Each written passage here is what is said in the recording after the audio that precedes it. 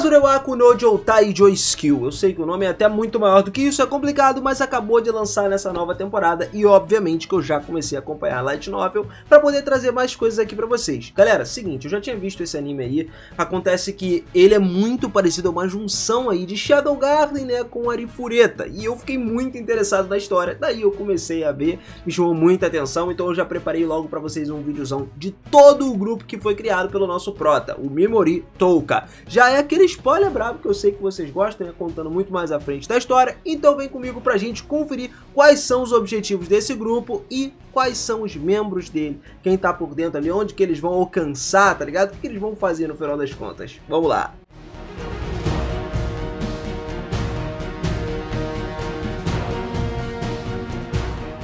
Fala, seus otakus, beleza? Eu sou o Viras e sejam muito bem-vindos a mais um videozão aqui no canal. E olha só, galera, catapultados do nada para o mundo de fantasia, Memori Touka e todos os seus companheiros foram convocados por uma deusa residente desse novo mundo para servir como heróis. Só que acontece que o nosso prota, né, era completamente uma escória. A maioria dos alunos demonstrou habilidades incríveis e tal, menos ele, né, que as habilidades chegaram ao mísero rank E. Só que o lance é, a deusa não gostou dele, prático ali, né, normal de coisas de Isekai, baniu ele pra dentro de uma masmorra da qual ninguém jamais conseguiu voltar vivo. Parecido mesmo com o Hajime que caiu na masmorra lá. Só que acontece que as habilidades de Memori elas não são tão inúteis assim. Se o Memori conseguisse voltar para a superfície, nada impediria ele de se vingar da deusa. E no meio do caminho, ele montou um esquadrão brabo para isso, chamado de Esquadrão Fly King, ou Brigada Senhor das Moscas aí. Oficialmente a tradução para inglês é essa, tá? Para quem estiver perguntando.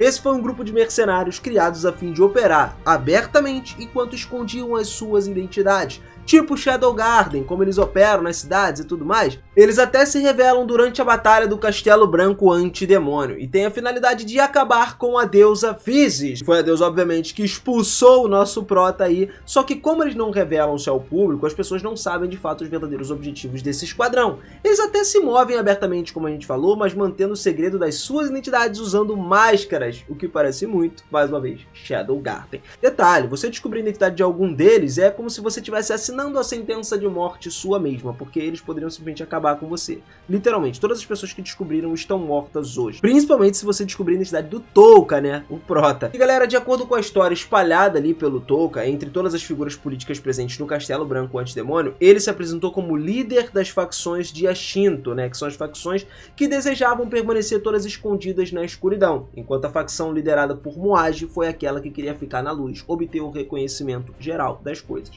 Ainda assim, de acordo com essa história, o motivo da sua intervenção na batalha era justamente para apoiar a princesa Catleia, a pedido de Ceras, que é uma das amigas, uma das pessoas que fazem parte desse exército aí, dessa equipe. Inclusive, cara, ela era, em questão de poderes, mano, muito famosa na feitiçaria, derrotava até o homem mais forte do mundo. A arte herdada pela sua organização há muito tempo sempre foi muito forte. Inclusive, o esquadrão chegou até a ficar realmente famoso lá no volume 5, então ainda vai faltar um pouco para eles ficarem famosos aí dentro da história do anime, o que acabou fazendo com que a deusa Physis passasse a ter interesse por isso, porque tudo que é famoso ela tem interesse. E aí é perfeito, porque era o plano original do Touka que ela sentisse interesse, porque agora ele começava a entrar na etapa de assassinato da deusa Physis. Mas beleza, galera, entrando nos membros do esquadrão, vocês vão entender mais um pouquinho quando eu contar a história de cada um deles, a gente vai conhecer melhor. Logicamente, o primeiro de todos nós temos Touka, mano, nosso querido Touka, o prota. A infância do Touka foi muito difícil.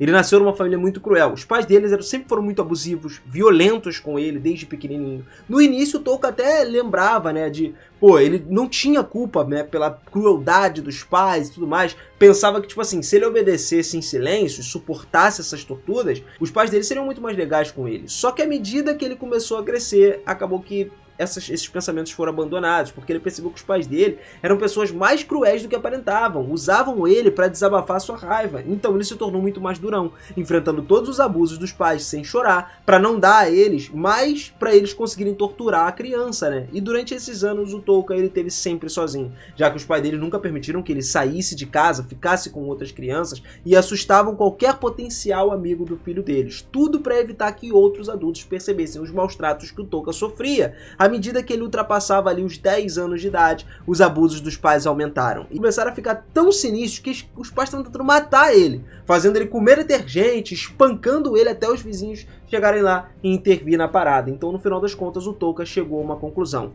Ou ele mata os pais, ou os pais matam ele num futuro muito mais próximo do que eles imaginavam. Só que acabou que nada disso aconteceu. Ele foi para uma nova família, com uma nova personalidade agora. Apesar de, mentalmente, ele, lógico, tá preparado para fazer o que ele tivesse que fazer para sobreviver, o Touka nunca teve que brigar de verdade com os pais dele, já que os dois abandonaram ele depois que eles erraram e acumularam uma dívida gigante que obrigou os dois a fugir. Isso foi um novo começo para o jovem Touka, que foi levado para a família do tio dele, que era uma família muito mais gentil, uma família que curou as feridas emocionais do Touka. Ele sofreu durante bastante tempo com os pais e isso motivou ele a se tornar uma pessoa mais gentil também, a fim de retribuir principalmente os tios com relação a dinheiro, gentileza e tudo mais.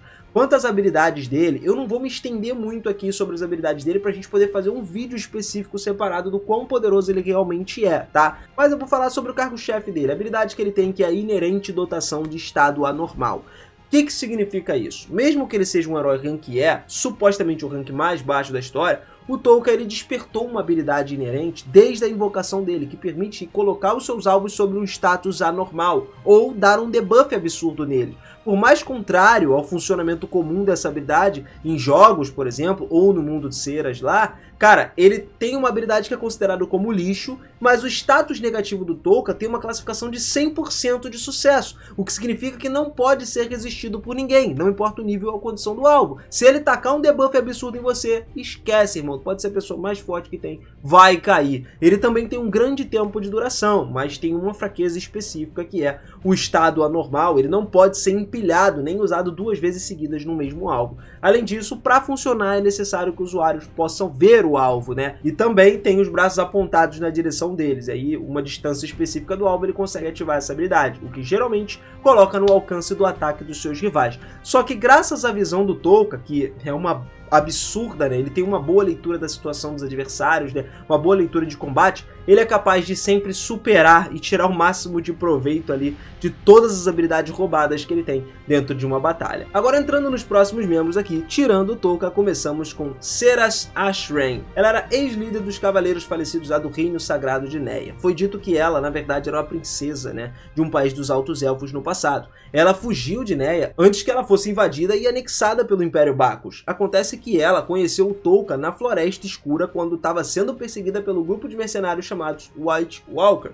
Seras, cara, ela nasceu numa família real do Reino dos Altos Elfos, passou por uma infância toda lá e um dia ela conheceu um espírito do vento, conhecido como Silfixia, cara. E esse espírito do vento fez um contrato com ela, só que esse ato acabou violando as leis da terra natal e ela acabou sendo exilada por esse motivo. Em algumas circunstâncias desconhecidas, ela conheceu a princesa do Reino Sagrado de Neia, que levou ela, aceitou ela com uma pessoa lá de Neia que se tornou amiga íntima dela. A Seras, ela começou a crescer lá, entrou no serviço militar do Corpo de Cavaleiros Sagrados e com um certo tempo, todas as proezas que ela tinha, artes marciais, magia, isso fez ela ascender ao cargo de capitã dos cavaleiros, se tornando uma pessoa muito famosa no continente, conhecido como o mais forte de Neia. Então olha só, à medida que a fama da Seras começou a crescer como cavaleiro, crescia também todos os rumores sobre ela ser muito bela, e isso acabou se tornando um tema quente entre as pessoas comuns até alcançar a deusa. Então, alguns meses antes da convocação dos heróis, a Visis lá, a deusa, enviou uma exigência para a realeza de Neia para que Seras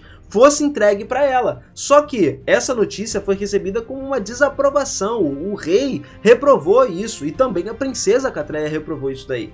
E eles começaram a dissolver essa ordem da deusa, que em consequência acabou aprovando o pedido de invasão do Império Bacchus e permitiu eles conquistarem Neia. Só que dentre todos esses acontecimentos, a Seras tentou se render à deusa e posteriormente lutar contra os Bacchus, porém Catleia impediu ela 2 vezes, sabendo do destino que aguardaria a sua amiga. E no final, a Seras fugiu do país sob as ordens dos seus soberanos ali, da Catleia principalmente, que convenceu ela de que o conflito nunca terminaria se ela permanecesse ali. Dessa forma, Seras se tornou fugitiva e partiu em direção ao Principado de Jonato, justamente para embarcar no navio para fora do continente. Ela é uma pessoa que tem uma personalidade muito gentil, é uma pessoa muito respeitosa, tem um grande orgulho orgulho e sua honra como cavaleira também. A lealdade ao soberano dela é máxima. Isso pode ser visto como ela não gosta de não pagar suas dívidas com ele, por exemplo, porque considera isso desonroso e não quer causar problemas que possam prejudicar pessoas inocentes. Por isso, o Touka sempre acha Ceres uma pessoa muito parecida com a tia dele, sendo muito gentil, né?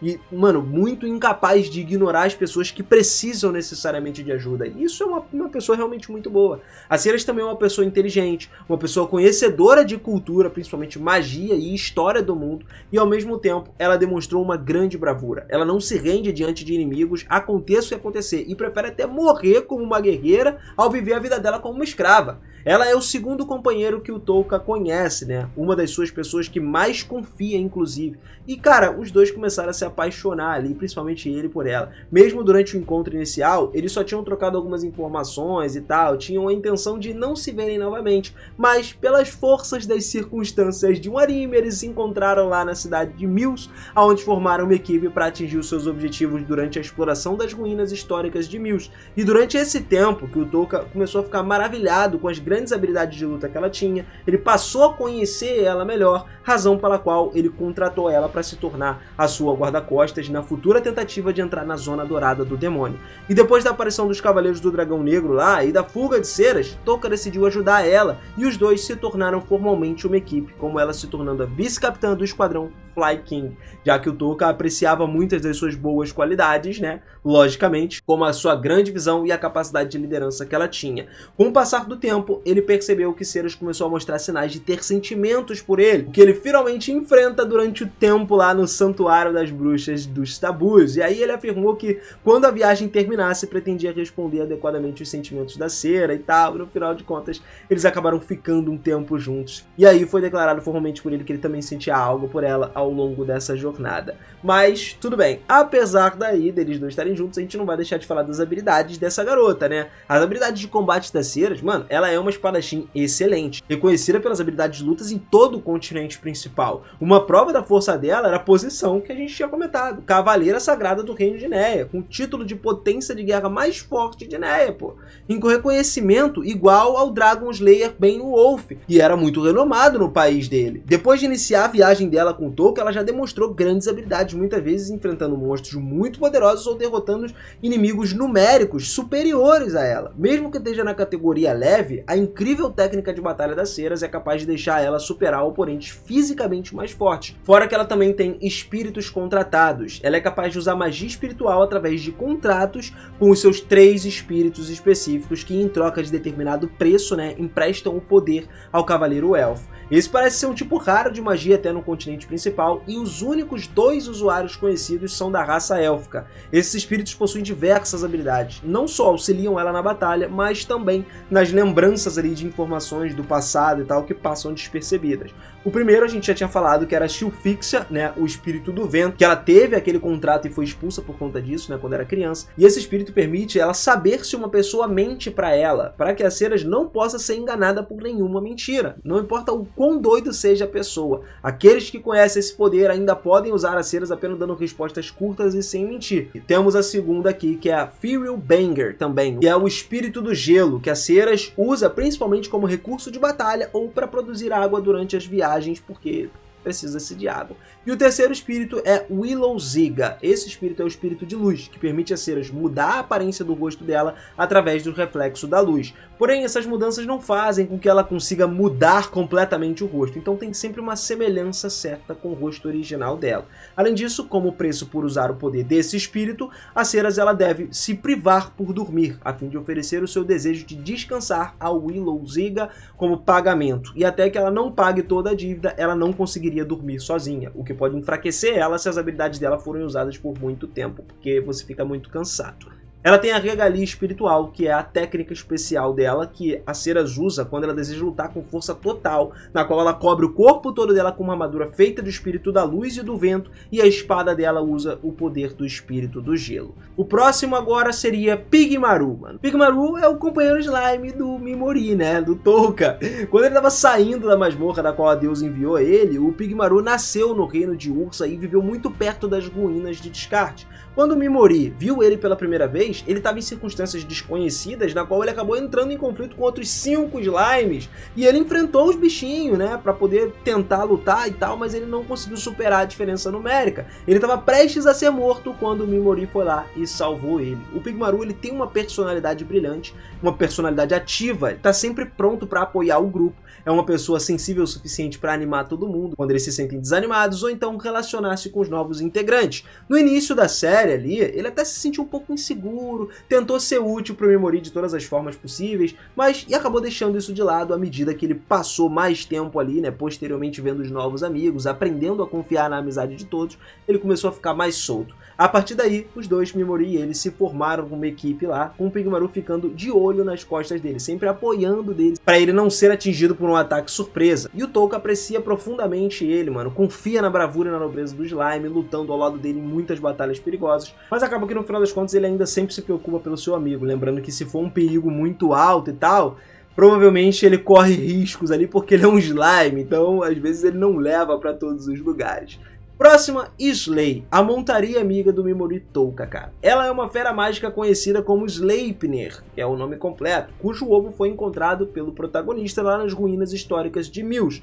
Acontece que, antes de nascer, de eclodir o ovo, ela era um ovo ameaçador, avermelhado escuro. E aí, quando ela nasceu, teve a primeira forma. Ela era literalmente um potrinho fofo, né? Menor do que um pônei. Ela tinha uma pelagem branca, bonitona, com os olhos castanhos, bonitos. E quando se transformava na segunda forma, ela crescia, tinha um físico muito maior, se tornava um cavalo normal, e quando ela se transformava na terceira forma dela, porque ela tem a terceira forma, aí ela se tornava um cavalo preto de 8 patas, com uma crina preta, pô, bonitão. O corpo dela se tornava muito mais resistente do que a primeira forma, e os olhos dela se tornaram mais afiados, mais penetrantes, né, avermelhados, e a cabeça crescem 2 chifres demoníacos absurdos. O Touka, ele tem um grande carinho por Slay e trata ela como parte da família dele, inclusive se tornando membro do esquadrão dos Fly King, né, e aprecia a natureza alegre e gentil que ela tem. Ele também está impressionado com a grande construção do Sleipnir e a grande velocidade que ela tem, que se torna um recurso muito útil durante batalhas em que o Touka leva ela como uma montaria de fato.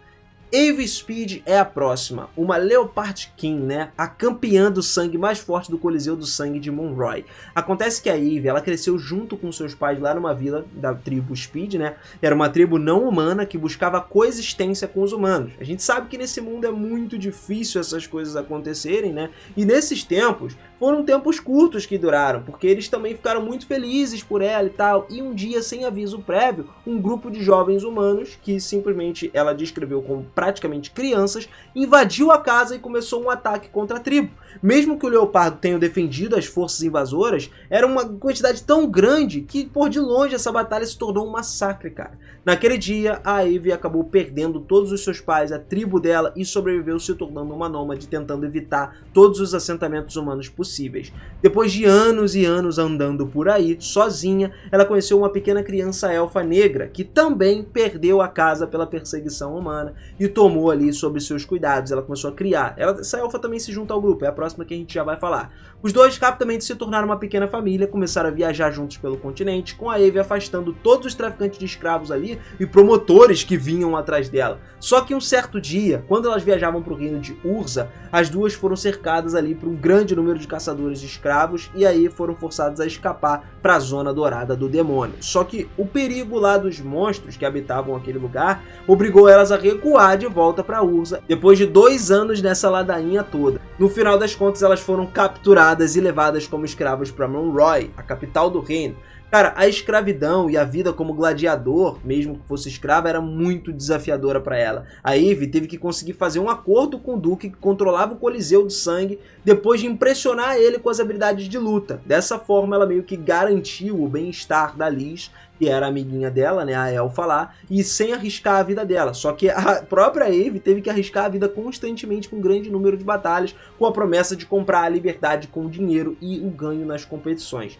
Em algum momento ela alcançou o topo dos gladiadores, se tornou a campeã mais braba do Coliseu de Sangue, se tornando também incrivelmente popular entre o público por todas as emocionantes batalhas dela. A Eve é uma aliada confiantíssima pro Touka, tá ligado? Quem ajudou a escapar daquela traição toda e realizar o sonho de viver com a sua família adotiva, né, a Lisbeth lá, uma vida feliz, de forma livre. Quando ela se tornou parte do esquadrão Fly King, a Eve jurou lealdade a ele e, como seu capitão, seguiu todas as suas ordens durante a batalha. Só que ele ainda confia muito na experiência de luta da Eve, cara, e o próprio Touka afirmou que Eve se lembra bastante o tio dele, razão pela qual ele sentiu a sensação de proximidade com ela e tal esse tempo todo, né, e realmente passou a cuidar dela, inclusive recusando a sua oferta para continuar viajando com ele para permitir que ela se acomodasse e vivesse em paz com Lisbeth.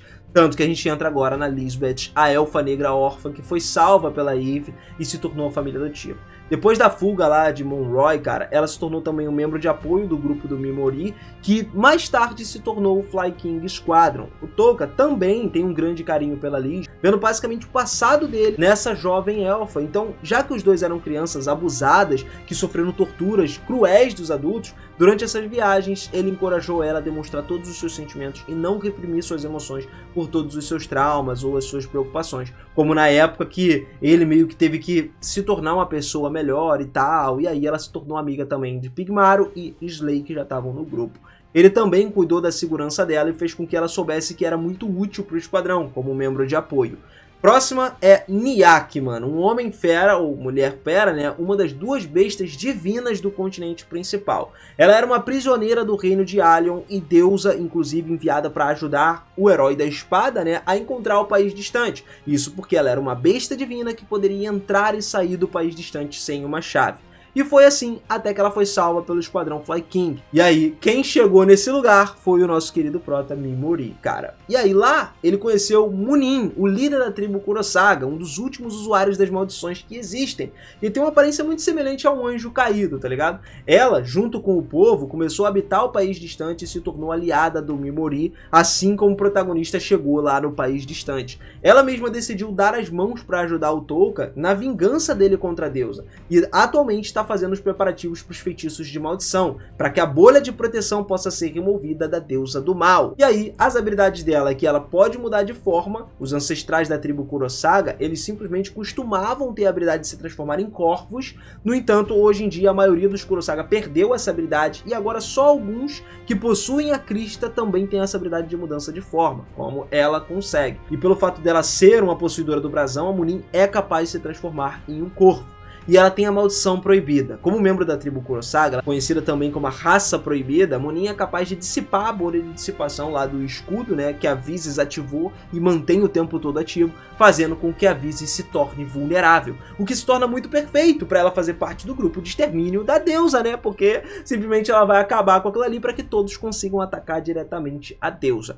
As duas últimas aqui são irmãs. Primeiro vamos falar da Takao Hijiri, que é um dos membros da classe 2C que também foram convocados como herói da deusa Vyzis. Ela também é irmã gêmea de Takao Itsuki, que vai ser a próxima que vai entrar aqui, com quem trabalha em dupla nesse novo mundo. Ela é a heroína mais misteriosa, possuidora de uma grande perspicácia e conhecimento, não permitindo ser controlada pela Vyzis por conta disso.